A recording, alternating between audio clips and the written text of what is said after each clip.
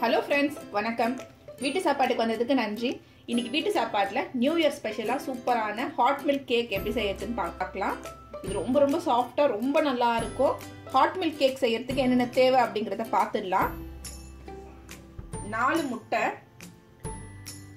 2 cup சர்க்கரை, 2.5 cup மைதா,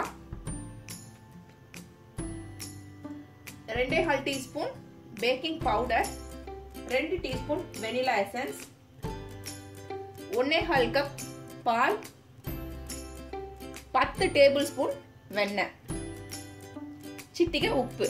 cake செய்யறதுக்கு முன்னாடி 180 டிகிரில ஓவனை ப்ரீஹீட் பண்ணி வச்சிருங்க. இப்போ கேக் செய்ய ஆரம்பிக்கிறதுக்கு முன்னாடி ஒரு சாஸ் பேன்ல சொல்லியிருந்த 1.5 கப் பால், 10 டேபிள் ஸ்பூன் வெண்ணெயை சேர்த்துட்டேன். நம்ம முட்டையும் சர்க்கரையும் நல்லா பீட் பண்ணதுக்கு அப்புறமா இந்த வெண்ணெயும் பாலும் நல்லா கொதிக்க வச்சு இந்த கேக் பேட்டர்ல சேர்க்க போறோம். இப்போ நம்ம செய்ய ஆரம்பிக்கலாம். இப்போ ஒரு மிக்சிங் பவுல்ல 4 முட்டையை சேர்த்துக்கலாம். இப்போ இந்த முட்டையை நல்லா நம்ம ஒரு ஹேண்ட் மிக்சர் யூஸ் பண்ணி நல்லா பீட் பண்ணிக்கலாம். இந்த முட்டையை பீட் பண்ணும்போதே நம்ம எடுத்து வச்சிருந்த 2 கப் சர்க்கரையை கொஞ்சம் கொஞ்சமா சேர்த்து சர்க்கரை நல்லா கரையிற அளவுக்கு பீட் பண்ணி எடுத்துக்கலாம்.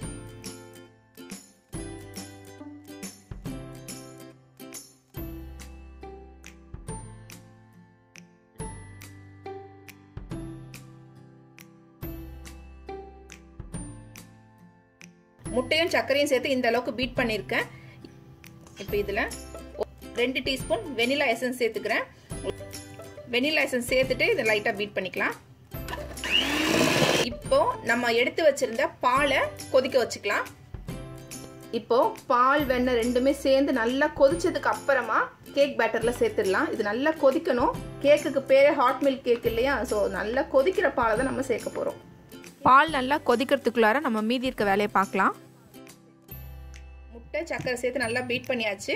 இப்போ எடுத்து வச்சிருந்த மைதால 2.5 டீஸ்பூன் பேக்கிங் பவுடர் சேர்த்துக்கலாம்.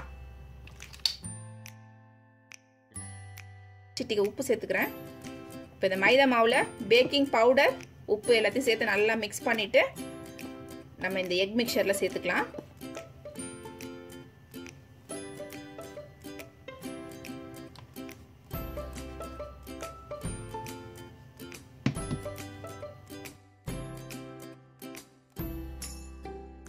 மைதா சேர்த்துட்டு ஹேண்ட் மிக்சர்ல யூஸ் பண்ண வேண்டியது இல்லை, நம்ம ஸ்பாச்சுலா வச்சு மிக்ஸ் பண்ணிக்கலாம்.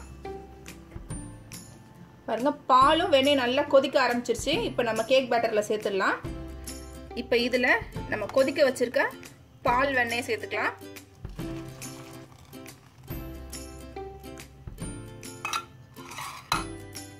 சேர்த்துட்டு இது நல்லா மிக்ஸ் பண்ணிக்கலாம்.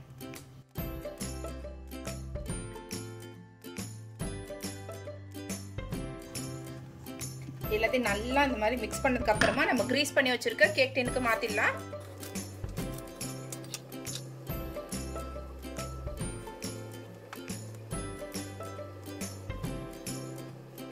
கேக் டின்னுக்கு மாத்தினதுக்கு அப்புறமா 180 டிகிரில 30 மினிட்ஸ் பேக் பண்ணிக்கலாம்.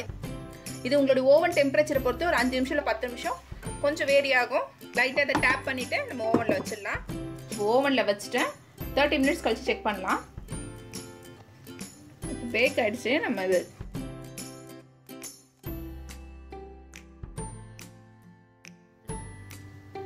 Cooling rack மாத்திருக்கேன். இது கொஞ்சம் ஆறுனதுக்கு அப்புறமா டிமோல்ட் பண்ணிக்கலாம்.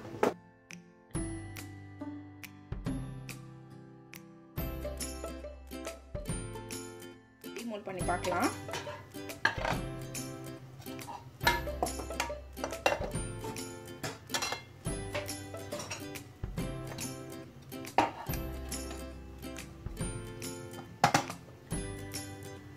நல்ல சாஃப்டா சூப்பரா இருக்கு.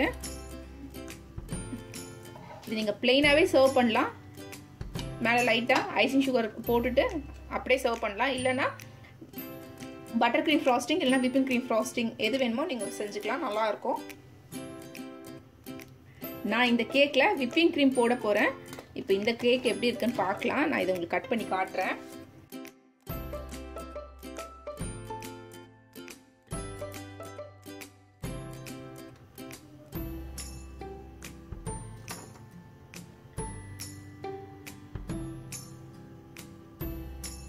எவ்வளோ சாஃப்டாக இருக்குது. ரொம்ப ரொம்ப நல்லாயிருக்கும்.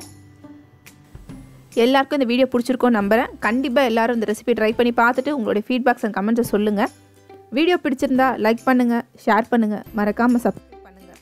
இன்னொரு இன்ட்ரெஸ்டிங்கான ரெசிபியில் பார்க்கலாம். நன்றி, வணக்கம்.